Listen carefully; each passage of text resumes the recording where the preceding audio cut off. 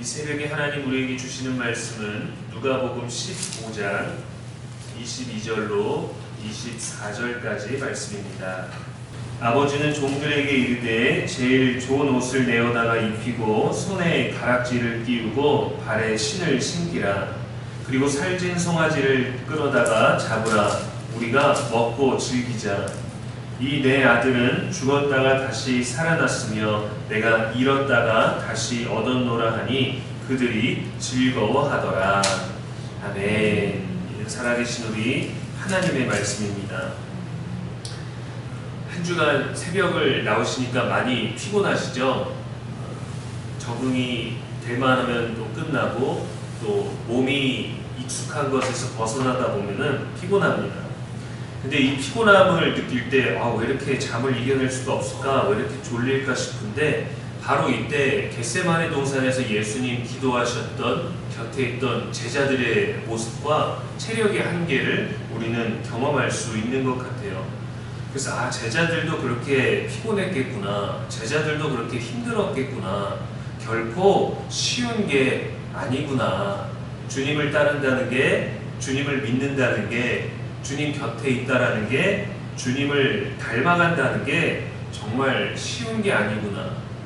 우리는 우리가 깨어있지 않는 시간에 깨어있고 우리가 하지 않았던 일들을 하는 것도 쉬운 게 아니구나라는 것들을 배우게 되는 것 같습니다. 그래서 나는 할 수 없네가 아니라 그래도 내가 해봐야 되겠다라는 믿음을 가지고 나아가야 성장할 수 있는 것이죠. 이거는 못하겠어 라고 포기하는 게 아니라 그렇다면 주님께서도 우리를 위한 구원을 이루실 수 없었겠죠. 그러나 마음이 괴로워 죽게 되었지만 그래도 주님은 가셨습니다. 능력이 있으셔서 편하게 가신 게 아니라 능력을 내려놓고 굳이 힘들게 가셨다라는 거죠. 우리는 우리가 가지고 있는 모든 것을 다 해도 힘이 듭니다. 그래서 포기해야 되는 게 아니라 그래서 더욱더 붙잡고 지치지만 쉬었다 가더라도 더디게 가더라도 십자가를 향해서 갈 수 있는 저와 여러분의 모든 믿음의 순간 되기를 주님의 이름으로 축복합니다. 이 시간 예수님의 기쁨이라는 제목으로 말씀 나누겠습니다. 오늘은 예수님께서 십자가 위에서 죽으신 성금요일이에요. 성경의 시간으로는 제9시, 우리의 시간으로는 오후 3시경쯤에 예수님께서 운명하십니다. 온 인류를 향한 사랑이 완성되는 시간이에요.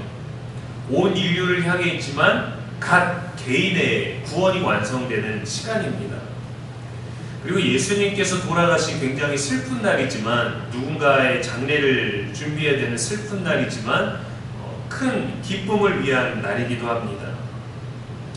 누가복음 15장은 잃어버린 것을 찾은 이야기로 구성되어 있습니다. 3가지가 있죠. 잃은 양과 잃은 드라크마, 잃은 아들의 이야기입니다. 본문에서 우리가 읽었던 말씀에서 아버지는 잃은 아들이, 떠난 아들이 돌아오자 제일 좋은 옷, 그리고 손에 가락지를 띄우고 발에 신을 신기라고 했습니다. 이 모든 요소들은 돌아왔으니까 잘됐다, 돌아왔으니까 기쁘다 하고 더 어떤 무언가를 채워주는 게 아니라 원래 누리고 있었던 것들을 회복시켜주는 거예요. 종이었는데 아들이 되었다거나 가난했는데 부유해졌다거나 소속이 없었는데 소속이 됐던 게 아니라 모든 것들을 누리고 있던 사람이 떠나버렸고 그래서 상실되어 있는 것들을 내가 할 수 없는데 아버지가 회복시켜 준 겁니다. 그리고 살찐 송아지를 잡아 잔치를 벌입니다. 한 영혼이 돌아오는 것보다 돌아오는 것만큼 예수님에게, 아버지에게 큰 기쁨이 없기 때문이죠. 예수님은 단순히 이 교훈적인 이야기를 들려주신 것이 아닙니다. 그분 자신의 이야기예요. 나는 회복시켜주고 싶고 나는 기다리고 있었고 가장 좋은 것으로 널 위해 기뻐하기만을 바라고 있었다라는 아버지의 마음을 들려주시는 하나님 아버지의 이야기입니다. 잃어버린 양을 찾았을 때에도 이웃들을 불러 모으고 나와 함께 즐기자라고 합니다. 잃은 드라크마를 찾았을 때에도 이웃들을 불러 모으고 나와 함께 즐기자라고 하죠. 드라크마는 하루 품삯에 해당하는 은화입니다. 10개 중에 하나를 잃었다가 찾았는데 이웃을 불러 모아서 잔치를 하면 지출이 더 큰 거 아니겠습니까? 근데 지출이 얼마가 되느냐가 아니라 함께 기뻐하고 즐거워하는 잔치에 비중이 있다는 거죠. 잃은 아들이 돌아왔을 때에도 마찬가지로 우리가 먹고 즐기자라고 합니다. 예수님의 이야기는 하나같이 잔치로 끝나고 파티로 끝나요. 그리고 이 세 가지 이야기에 똑같이 등장하는 단어가 바로 즐거워한다라는 표현입니다. 즐거워한다. 핵심은 분명합니다. 예수님이 가장 즐거우셨을 때, 하나님이 가장 기뻐하실 때는 바로 한 영혼을 찾았을 때예요. 원래 없던 것을 찾은 게 아니라 잃어버린 무언가를 찾았을 때 하나님은 가장 크게 기뻐하셨다라는 겁니다. 그 구원의 순간에 견줄 수 있는 순간은 예수님께 아무것도 없어요. 예수님 스스로를 위한 잔치가 아닙니다. 자신의 생일, 자신의 부활, 자신의 어떤 대단한 능력을 행했던 날을 기념하는 잔치가 아니에요. 잃어도 괜찮아서가 아니라 잃은 것을 찾았기 때문에 그 기쁨으로 인해서 잔치가 열리는 거죠. 저와 여러분 없이는 예수님의 잔치는 기쁠 수가 없습니다. 무엇 때문에 그렇게 기뻐하실까? 회개하는 죄인 하나를 두고 말입니다. 우리가 회개하지 않는다고 예수님께서 손해볼 일이 있으실까요? 그거는 회개하지 않는 사람의 몫이지 않겠습니까? 아니면 혹시 저와 여러분이 보지 못하는 무언가를 보고 계시기 때문이 아닐까요? 우리가 알지 못하는 무언가를 예수님은 알고 계시기 때문에 그렇게 기뻐하시는 게 아닐까요? 하나님 나라와 천국에 뭐가 있는지 예수님은 알고 계십니다. 우리가 가보지 않았고 누리지 못했고 보지 못했던 것을 예수님은 알고 계시고 그 천국의 잔치를 알고 계시기 때문에 그 잔치에 저와 여러분을 초대하고 싶어 하시고 그 잔치에 저와 여러분을 그곳에서 만나고 싶어 하십니다. 그 자리의 주인공은 주님이시지만 주님은 저와 여러분이 없는 잔치를 생각해 본 적이 없으세요. 생각할 수 없기 때문입니다. 부모된 저와 여러분 모두의 마음이 마찬가지 아니겠습니까? 또 맛있는 것을 먹고 좋은 곳을 가면 자식이 생각나지 않겠어요? 잘 먹고 있다, 잘 지낸다 라고 해도 걱정이 되지 않습니까? 하나님께 맡겨서 마음의 여유는 가질 수 있겠지만 육신의 부모로서는 걱정이 되죠. 우리 품으로 돌아와야, 우리 품으로 와야만 우리가 뭐든 해줄 수 있고 더 내어줄 수 있고 원하는 것이 무엇인지 묻고 더 많은 것들을 제공해 줄 수 있지 않겠습니까? 또 그것이 자녀들이 안심되고 자녀들이 잘 먹는 모습이 우리들에게 기쁨이 되고 위로가 되지 않겠어요? 부모를 떠나서는 우리가 돌보고 우리가 챙기는 데에는 한계가 있습니다. 걱정하지 말라 그래도 걱정이 되잖아요. 집으로 돌아오면 안전하게 도착만 하면 기쁘고 반갑기만 합니다. 우리 마음도 그러한데 죽음에서 생명으로 옮겨지는 한 영혼을 얼마나 많이 기뻐하시겠어요? 저도 군에 있다가 몇 개월 만에, 반년 만에, 8개월 만에 휴가가 있어서 집에 오면은 형편이 여유롭지도 않은데도 며칠 안 있다 갈 건데도 진짜 몇 달치 먹을 것처럼 장을 봅니다. 왜 그렇습니까? 돌아온 아들이 잠시 집에 머문 동안에 너무 반갑고 기쁘기 때문에 한 번 먹어도 될 거를 3번 먹을 것처럼 사는 거예요. 잔치가 벌어지는 거예요, 집에서.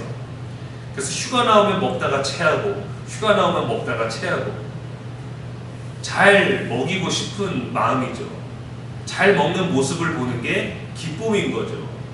아무리 생각해도 TV에서 보고 어디서 본 군대 밥이 얼마나 맛있고 얼마나 좋게 들리겠어요. 그리고 저희 어머니가 알 수 있는 군대 식사는 저희 아버지 시대의 식사였기 때문에 얼마나 못 먹고 있다라고 생각하겠어요. 그래서 그저 잘 먹이는 것만으로도 부모에게는 기쁨이 되는 겁니다. 근데 아버지는, 하늘아버지께서는 밥 한 끼를 생각하신 게 아닙니다. 영원한 기쁨을 함께 누리는 데 있어서 또 가장 좋은 것을 제공해 주신 아버지께서 얼마나 즐거워하시겠어요. 한 소방관이 화재 현장에서 방치된 어린 아기를 구해왔습니다. 근데 아이가 호흡하지 않고 무의식 상태였어요. 주변에서 보고 있던 이웃들이 발을 동동 구르고 모든 사람들이 안타까워했습니다. 우리가 그들의 부모는 아니었지만 모두가 부모된 마음으로 아이를 보며 눈물을 흘리고 어떡하냐 하면서 안절부절하지 못했죠. 아이는 너무도 작았고 어느 상태인지 당장 알 수 없지만 소방관이 조심스럽게 심폐소생술을 하고 있을 때 작은 울음소리가 터져 나왔습니다. 모두가 외쳤어요. 살았다. 아이가 살았다. 아이가 살았다. 근데 그 순간에 현장에 있던 모든 사람들이 눈물을 흘리면서 기뻐했습니다. 내 아이는 아니지만, 내 이웃은 아니지만, 그 아이의 이름도 모르고 누구의 아이인지도 모르지만 그 아이가 생명이 살아남이 얼마나 큰 위로와 안심이 되었겠어요. 하늘의 기쁨도 이와 같다고 예수님 우리들에게 말씀하시는 겁니다.